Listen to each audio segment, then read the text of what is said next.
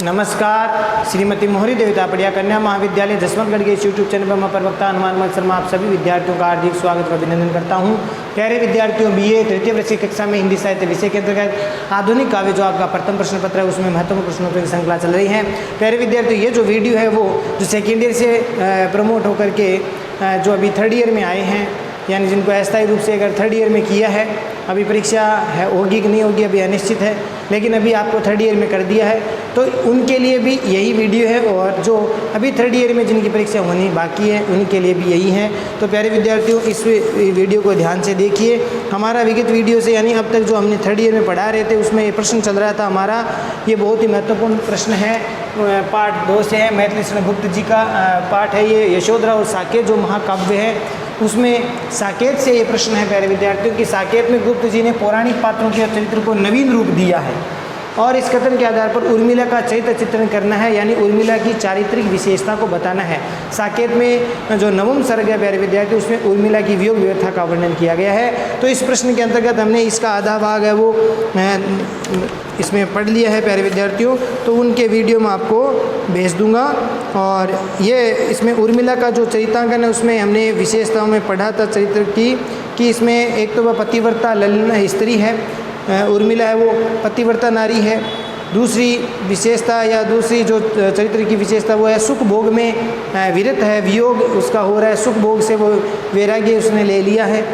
तीसरी विशेषता अब हम पढ़ेंगे विवेकशील और धर्मिष्ठ है। विवेकशील और धर्मिष्ठ का मतलब होता है, धर्मिष्ठ का मतलब होता है इसमें धर्म में लगने वाली, ठीक है। विवेकशील है और धर्मिष्ठ है। तो इस बिंदु में हम देखिए चर्चा करते हैं, आपको बताते हैं प्यारे विद्यार्थियों कि उर्मिला विवेकशील है। विवेक का अर्थ क्या होता है? जो अच्छे बुरे का जिसको भली भांति ज्ञान होता हो, ऐसी बुद्धि होती है उसको विवेक कहा जाता है, ठीक है। केवल बुद्धि को और विवेक बुद्धि में दोनों में अंतर है। विवेक वो होता है जिसमें अच्छे और बुरे दोनों का अंकन करने का ज्ञान हो, वो विवेक कहलाता है। तो उर्मिला विवेकशील है और धर्मिष्ठ है। उर्मिला को देखिए प्यारे विद्यार्थियों कि उर्मिला के पति है वो लक्ष्मण अपने भ्राता श्री राम जी और सीता के साथ में जो वनवास जाते हैं और पीछे से लक्ष्मण की जो पत्नी उर्मिला है वो वियोग व्यथा सहन उनको करनी पड़ती है। जाते समय उर्मिला न तो वो लक्ष्मण है उनको साथ ले जा सकते हैं उर्मिला को, और न ही कुछ उनके लिए संवेदना के कोई 2 शब्द वो कह कर के जाते हैं। इसीलिए जो उर्मिला महारानी रानी है वो नई नवेली विवाह के कुछ समय बाद में उनका जो वनवास हो जाता है पति का, तो पति भी उनके साथ चले जाते अपने भाई के साथ। तो उस समय उर्मिला है वो चुपचाप वियोग व्यथा को सहन करती है कि मेरे पति है वो वियोग वनवास को चले गए लेकिन मैं अभागिनी उनके साथ भी नहीं जा पाई, और वह अपने इस प्रकार से अपने धर्म को भी निभाती है, अपने कर्तव्य को निभाती है और साथ ही साथ अपने प्रिय का स्मरण भी करती है। तो देखिए विवेकशील और धर्मिष्ठ नामक इस बिंदु में आपको क्या लिखना है कि उर्मिला को रात दिन अपने पति का स्मरण आता है, वह रात दिन अपने पति को याद करती रहती है। और साथ ही साथ प्यारे विद्यार्थियों वह सोचती रहती है कि वन में रहते हुए जो मेरे पति है वो किस प्रकार से वल्कल वस्त्र धारण करते हैं, एक सन्यासी के वस्त्र वो धारण करके रहते हैं, कटे फटे वस्त्र, फटे पुराने वस्त्र वो पहन रखे हैं। और कहने का मतलब है जो वस्त्र वो पहन के गए हैं वो अब तक वो भी फट चुके होंगे, किस प्रकार से वो रहते होंगे, 14 वर्ष की अवधि वो कैसे समाप्त होगी, बड़ी लंबी अवधि है। तो ये वो मन में मन सोचती रहती है कि मेरे पति है वो किस प्रकार से वन का जीवन बिता रहे हैं, किस प्रकार से उनको भोजन खाने को मिलता है कि नहीं मिलता, और जो वस्त्र जो पहन के गए हैं वल्कल वस्त्र वो भी अब फट गए होंगे, किस प्रकार से शीत ऋतु में वह इन वस्त्रों में रहते होंगे। तो इस प्रकार से वो चिंता करती है 14 वर्ष की अवधि कैसे समाप्त होगी। श्री राम और सीता लक्ष्मण के वनवास से और उर्मिला की वियोग व्यथा से परिवार के लोगों को भी चिंता का भी उर्मिला को ज्ञान रहता है। उर्मिला ये मन ही मन सोचती है कि भाई उर्मिला ये वियोग वेदना नहीं सहन कर रही है, इसके साथ साथ उनकी जो माताएं हैं वो भी सहन करे, सारी अयोध्या है वो राम और लक्ष्मण और सीता के बिना नहीं रह रही है, वो भी वियोग को सहन करते हैं। तो इस प्रकार से उर्मिला को ये ज्ञान रहता है कि उसके जो परिवार के जो लोग हैं वो भी वियोग वेता जो सहन करते हैं। तो उर्मिला की वियोग वेता से परिवार के लोगों को भी चिंता होती है, तो ये उर्मिला को पूरा ज्ञान रहता है।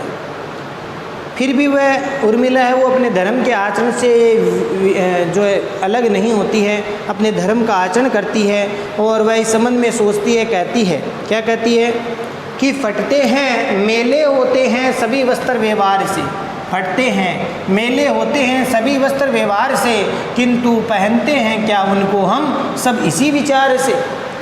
होते हैं देवर श्री नत हत बहने छोड़ती है उन सांसें, अर्थात उन सांसें मैंने दुख की सांसें, गर्म सांसें वो छोड़ती है। तो इस प्रकार से उर्मिला कहती है कि भाई वस्त्र भी बार बार पहनते हैं तो मेले हो जाते हैं और फट जाते हैं, ये सब व्यवहार से यानी उसका उपयोग करने से वस्त्र भी पुराने हो जाते हैं। और ऐसे ही मेरे पति के भी वस्त्र है वो गए हुए हैं, तो वो पहन के गए हुए वस्त्र हैं तो वो भी अब पुराने हो चुके हैं, किंतु पहनते हैं क्या उसको हम सब इसी विचार से। क्या इस प्रकार से वस्त्रों को तो नहीं पहना जाता कि वस्त्र पहनने से मेले हो जाएंगे, इस व्यवहार से इस सोच से वस्त्र नहीं पहने जाते हैं।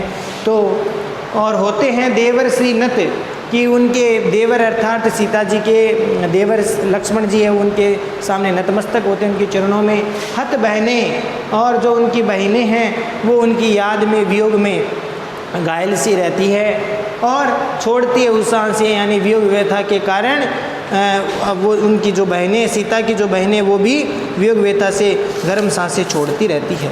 तो इस प्रकार से प्यारे विद्यार्थियों उर्मिला एक विवेकशील नारी है, एक धर्म के आचरण पर रहने वाली नारी है। और अगली विशेषता देखिए प्यारे वीर्य व्यथा से पीड़ित, ये उदाहरण 4 पंक्तियाँ नहीं तो कम से कम 2 पंक्तियाँ तो आपको ध्यान में होनी चाहिए, ये आपको लिखनी है परीक्षा में, तो इससे आपके अंक अच्छे बनेंगे। अब देखिए वीर्य व्यथा से पीड़ित, इस बिंदु में क्या लिखना है। उर्मिला अपने पति के वियोग में ऐसा ही नहीं है वीर्य व्यथा को सहन करती है, ऐसा ही नहीं है वीर्य व्यथा है जिसको सहन नहीं किया जा सकता, इतनी भयंकर जो है वीर्य व्यथा उर्मिला को सहन करनी पड़ती है। और इससे इस प्रकार से हम कह सकते हैं कि उर्मिला वीर्य व्यथा से पीड़ित है और वह हर समय अपने प्रियतम के संबंध में चिंतन करती रहती है, स्मरण करती रहती है, सोचती रहती है प्यारे विद्यार्थियों, और उन्हीं का ध्यान उन्हीं का स्मरण वो करती रहती है। उनकी आँखों में उनके मन मस्तिष्क में अपने प्रिय लक्ष्मण का ही ध्यान रहता है। इस कारण से उसे न तो सपने में चैन मिलता है, न उसको सोने पर चैन मिलता है, न सपने में चैन मिलता है, और न जागृत अवस्था में उसको शांति मिलती है। इस तरह से हम कह सकते हैं कि उर्मिला प्रिय के वियोग में तड़पती रहती है और न तो वह अभिसार कर सकते, यानी अभिसार कहते हैं प्रिय को मिलन के जाते समय सजना संवरना, वो भी नहीं कर सकती, वो भी नहीं करती है।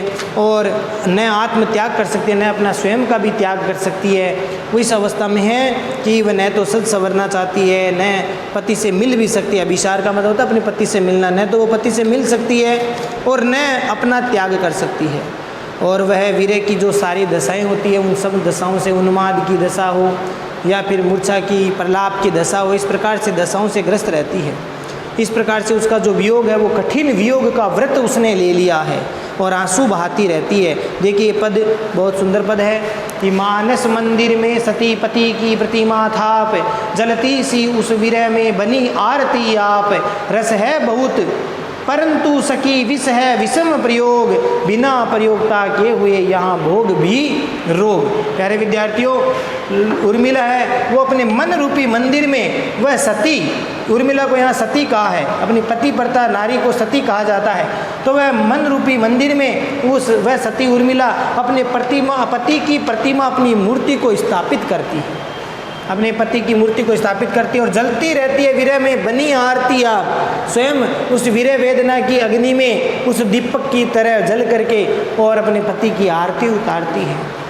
रस है बहुत, हालांकि इस अयोध्या में रहते हुए राजभवन में भोगों के लिए बहुत सारा रस है, अर्थात सुख भोग बहुत है, परंतु सखी विष है विषम वियोग, लेकिन प्रिय के वियोग में वे सारे भोग है वो जहर के समान कष्टदायी है।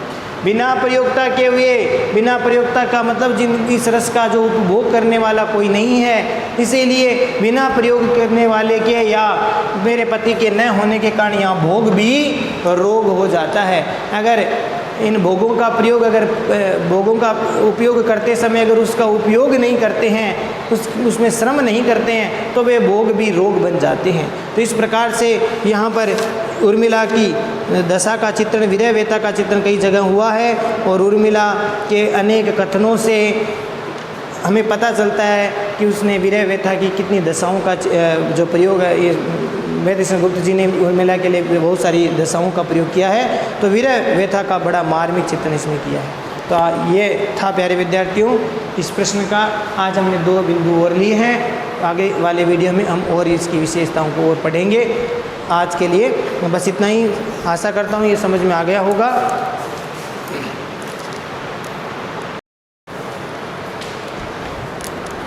तो प्यारे विद्यार्थियों आज के लिए बस इतना ही। अगली वीडियो में पुनः उपस्थित होंगे इसी प्रश्न के आगे के भाग को लेकर के। तब तक के लिए इन दोनों विशेषताओं को ठीक से पढ़िए और जो सेकेंड ईयर से फाइनल में आए हैं उनको जो इस प्रश्न का आगे के वीडियो में और सेंड कर दूंगा, तो कि शुरू से क्रम से इस प्रश्न को आप देख लें और जो इस प्रश्न के जो आरंभ है वो किस प्रकार से होगा वो प्रश्न आप देख लेंगे। बाकी आप प्ले लिस्ट में जा कर के देख लेंगे तो आपको सब समझ में आ जाएगा। सारे उसमें दिए हुए वीडियो है और बाकी सही क्रम से आपको और पढ़ाएंगे, तो सब चीज़ें हम पढ़ना है। और आज के लिए बस इतना ही और जय हिंदी, जय भारत।